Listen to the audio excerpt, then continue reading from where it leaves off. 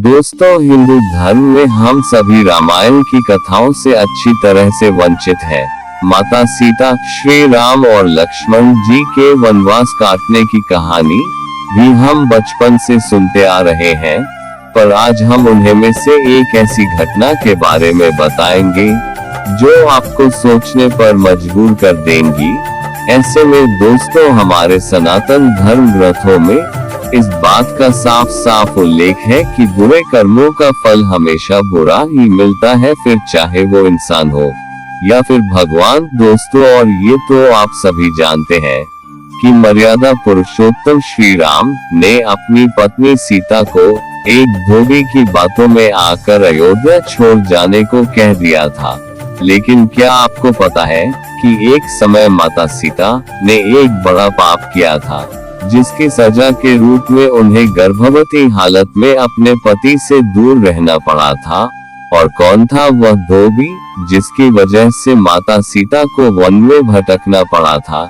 इससे जुड़ी कथा हमारे आज की वीडियो में आपको जानने को मिलेगी, इसलिए वीडियो के अंत तक बने रहिएगा। दोस्तों, जिस कथा के बारे में मैं आपको बताने जा रहा हूँ, उसका उल्लेख आपको रामायण में मिल जाएगा। दरअसल दोस्तों, रामायण कई भाषाओं में लिखा गया है।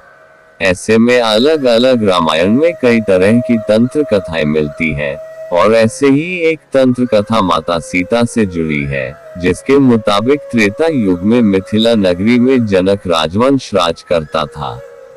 उन्हीं में से एक राजा सिरध्वज थे। एक बार यज्ञ के लिए वो जमीन जोत रहे थे।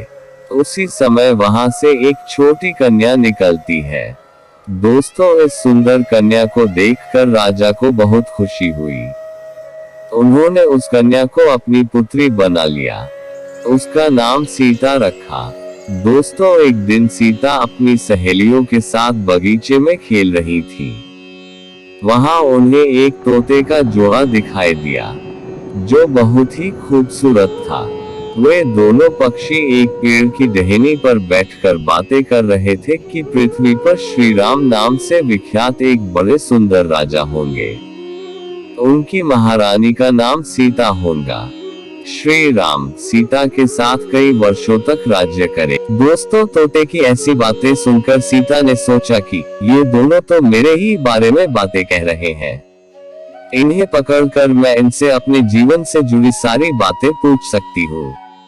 इसीलिए दोस्तों, उन्होंने अपनी सहेलियों से उन दोनों पक्षियों को पकड़कर लाने को कहा। उनकी सहेलियां उस पेड़ पर गईं और दोनों पक्षियों को पकड़कर ले आईं। माता सीता उन पक्षियों से कहती हैं कि तुम दोनों बहुत सुंदर हो, देखो, डरो नहीं, मैं तुम्हें कोई नुकसान नहीं पहुंचाऊंगी। तुम बस मुझे ये बताओ कि तुम कौन हो और कहां से आए हो। राम कौन है और सीता कौन है? तुम्हें उनके बारे में कैसे पता है? दोस्तों, माता सीता के पूछने पर दोनों पक्षी बताते हैं कि एक बहुत विख्यात महर्षि वाल्मीकि है। हम दोनों उन्हीं के आश्रम के पेड़ पर रहते हैं। महर्षि ने रामायण नाम का एक ग्रंथ लिखा है, जिसका पाठ उन्होंने अपने शिष्यों को भी कराया है। दोस्तों, उन पक्षियों ने सीता को ये भी बताया कि इस ग्रंथ में महर्षि वाल्मीकि ने बताया है कि महर्षि ऋषिशुन के द्वारा किए गए पुत्रेष्टि यज्ञ से प्रसन्न होकर भगवान विष्णु, राम, लक्ष्मण, भरत और शत्रुघ्न ये चार मानव शरीर धारण कर पृथ्वी पर जन्म लेंगे। बड़े होने पर श्री राम महर्षि विश्वामित्र और अपने छोटे भाई लक्ष्मण के साथ हाथ में धनुष लिए मिथिला आएंगे और शिव जी के धनुष को तोड़कर सीता से विवाह करेंगे। दोस्तों, फिर उस पक्षी के जोड़े ने कहा, हे सुंदरी, हमने तुम्हें सब कुछ बता दिया, अब हमें छोड़ दो, हम जाना चाहते हैं। पक्षियों की बातें सुनकर माता सीता के मन में और भी बातें जानने की इच्छा हुई। उन्होंने उन दोनों से पूछा कि राम कहाँ होंगे, वे किसके पुत्र हैं, कैसे वो मिथिला आकर जानकी से विवाह करेंगे। दोस्तों, नर तोता बोला कि श्री रामचंद्र का मुख कमल के समान सुंदर, नेत्र बड़े बड़े और खिले हुए, नासिका ऊंची, पतली भुजाएं घुटनों तक, गला शंख के समान होगा। मैं उनका क्या वर्णन करूं, जिनके गुणों का बखान 100 मुख वाला भी नहीं कर सकता। दोनों पक्षी कहते हैं कि जानकी देवी धन्य है, जो जल्द ही रघुनाथ जी की पत्नी बनकर उनके साथ कई वर्ष तक राज करेगी। दोस्तों, पक्षियों की बातें सुनकर सीता ने कहा कि जिसे तुम लोग जानकी कह रहे हो वो मैं ही हूँ। दोस्तों, माता सीता उन्हें कहती है कि मैं तुम दोनों को तभी छोड़ूंगी जब श्री राम यहाँ आकर मुझसे विवाह करेंगे, तब तक तुम दोनों आराम से मेरे घर में रह सकते हो। ये सुनकर मादा तोता जानकी से कहती कि हम वन के पक्षी हैं, हमें घर में सुख नहीं मिलेगा। मैं गर्भवती हूँ, मुझे जाने दो, मैं अपने स्थान पर जाकर बच्चे पैदा करूंगी। आप चाहे तो उसके बाद फिर से यहाँ आ जाऊंगी। दोस्तों, उसके कहने पर भी सीता जी ने उसे नहीं छोड़ा। तब उसके पति यानी नर तोते ने कहा, सीता, मेरी पत्नी को छोड़ दो, वो गर्भवती है। जब ये बच्चों को जन्म दे देगी तब उसे लेकर मैं फिर तुम्हारे पास आ जाऊंगा। दोस्तों, तब माता सीता ने कहा, तुम आराम से जा सकते हो, लेकिन ये मुझे बहुत पसंद है। तुम घबराओ नहीं, मैं इसकी अच्छे से देखभाल करूंगी।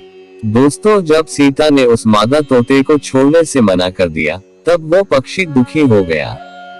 पक्षी दोबारा सीता जी से निवेदन करता है कि मैं अपनी पत्नी के बिना जिंदा नहीं रह सकता, इसलिए इसे छोड़ दो। माता सीता, तुम बहुत अच्छी हो, मेरी प्रार्थना मान लो। दोस्तों, इस तरह उसने बहुत समझाया, लेकिन सीता ने उसकी पत्नी को नहीं छोड़ा। तब मादा पक्षी ने क्रोध में सीता को श्राप दिया कि अरे, जिस प्रकार तू मुझे इस समय अपने पति से अलग कर रही है, वैसे ही तुझे भी स्वयं गर्भवती की अवस्था में श्री राम से अलग होना पड़ेगा।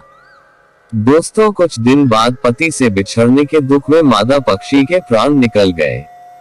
पत्नी की मौत हो जाने पर नर पक्षी दुखी हो गया। फिर वो सीता जी से बोला कि मैं मनुष्यों से भरी श्री राम की नगरी अयोध्या में जन्म लूंगा। मेरे ही कारण तुम्हें पति के वियोग का दुख उठाना पड़ेगा। ये कहकर वो वहां से उठ जाता है। दोस्तों, कुछ साल बाद उसका जन्म अयोध्या में धोबी के घर हुआ। उस धोबी के कारण ही सीता जी का अपमान हुआ। उन्हें अपने पति श्री राम से अलग होना पड़ा। उस तोते का श्राप ही सीता जी के पति श्री राम से बिछड़ने का कारण बना। इसलिए जब माता सीता गर्भवती थी तो उन्हें भी पति से दूर वन में रहना पड़ता है। आपने अक्सर लोगों को कहते सुना होगा कि हमें हमारे कर्मों का फल हमें यही मिलता है। इस कहानी से ये बात सिद्ध भी हो जाती है कि कर्म के फल से कोई भी नहीं बच सकता, फिर चाहे वो भगवान राम हो या सीता।